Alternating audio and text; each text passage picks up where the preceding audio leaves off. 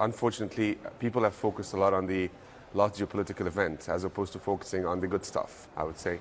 Hardly we've seen in the past 5 weeks of the year the huge inflow coming into Saudi Arabia, about $1.5 billion coming into the market.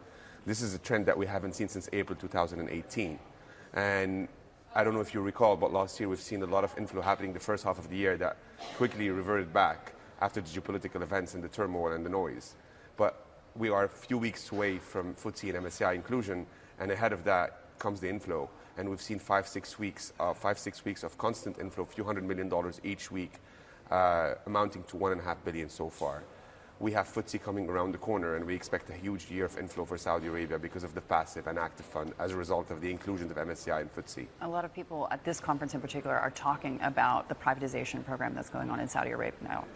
Airports, infrastructure development. Where would you put money in that space?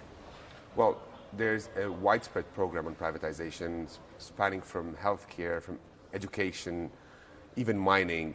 There's a lot going on, even entertainment and new things coming from the ground. So I think each of them presents a different opportunity for investors coming into Saudi Arabia. There's a huge transformation. You have to take a step back, look at the country that's been funded by public expenditures for years, and now it's shifting to the private sector. And part of that effort into privatizing the economy, if you want, I may say, would be through the public companies going through the private program and privatizations. Now, several of the folks that I've been speaking to on the sidelines of all of these conferences over the last several days, we've had World Government Summit, we're here at Milken now. Over the weekend, we had a super secret CEO summit in the desert.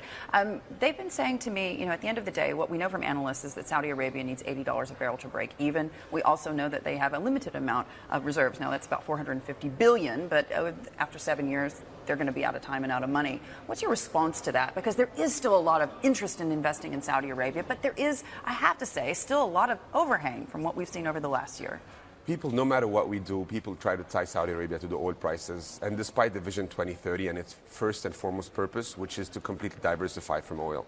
And I think that diversification comes through GDP productivity and employment productivity, and moving from this one-earner household to two-earner household with women driving the growth as well, women employment, women driving first. And I think you need to look at the Saudi diversification. Non-oil revenue in Saudi has peaked to a bit sub 40% in the past 2 years.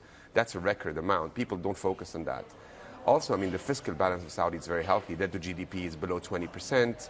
The capital reserve is quite solid, probably a bit short of $300 billion today. So there's a lot of buffers in Saudi Arabia.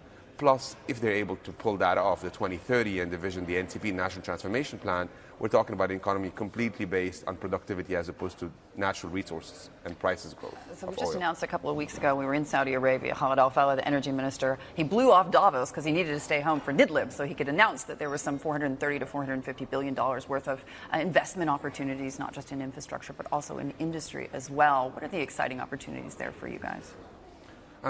On the private market, this is much more geared towards the private sector, I would guess. And I think it will stimulate the private sector. That's been on the sideline for the past 3 years. Was a lot happening in Saudi.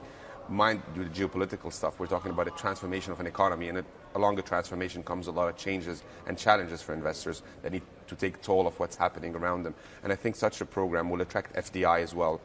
International partners coming into Saudi, along with the domestic groups that are actually willing and locked and loaded and waiting and been on the sideline for the past 3 years. Do you think they're going to get back into the market now? I think these are the opportunities where the government is stimulating that kind of investment, and that will be hopefully the number one, I would say, employment stimulator for the economy moving forward. These kind of PPPs, public and private partnerships. Hey everybody, it's Hadley Gamble from our new CNBC Middle East Bureau in Abu Dhabi. Thanks for stopping by. Now to watch more, you can try one of the videos that just popped up on your screen. And don't forget to subscribe.